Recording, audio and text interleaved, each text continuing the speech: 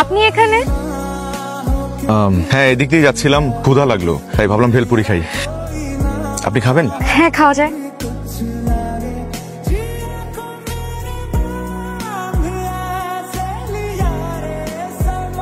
মামা কিন্তু মিশা কথা কইছে। কি মিথ্যে? গত 3 দিন যাবত আমার একটা বেলপুরি খায়, কার জন্য যেন অপেক্ষা করে।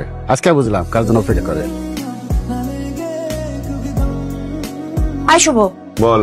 জলদি একটু জানা, মোড়ের দোকান থেকে ভালো দেখে 10 কেজি মিষ্টি নিয়ে।